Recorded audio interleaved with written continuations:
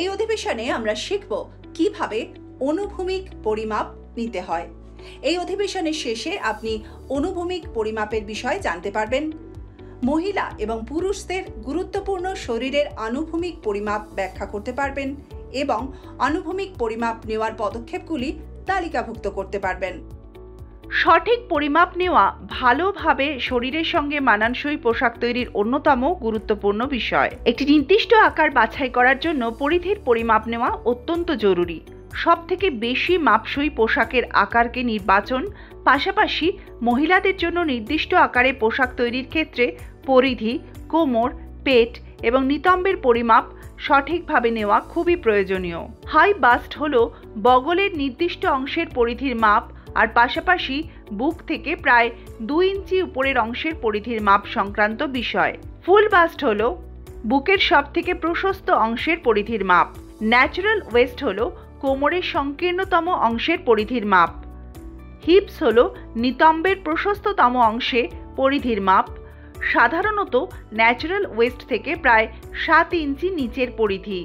পরিধি পরিমাপের ধরন সম্পর্কে শেখার আগে আসুন আমরা বুঝতে চেষ্টা করি কেন পরিমাপ ব্যবহার করা হয় পোশাক তৈরির ক্ষেত্রে।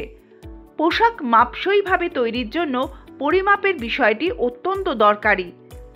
শরীরের অনুপাতে নির্দিষ্ট তথ্য রাখা প্রয়োজন।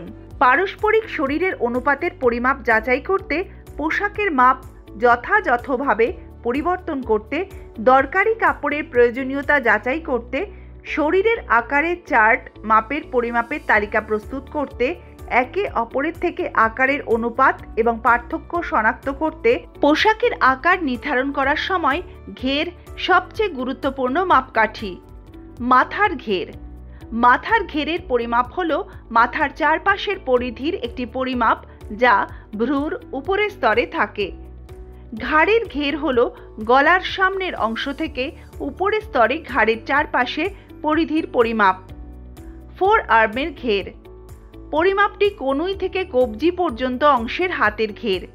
হাতের 1/3 চারপাশে এই পরিমাপ নেওয়া হয় এবং এটি ফোর আর্মের সর্বাধিক ঘের। বুকের ঘের। বুকের ঘেরের পরিমাপ হলো পাঁজরের উপরের দিকের স্তরে বুকের পরিধির পরিমাপ।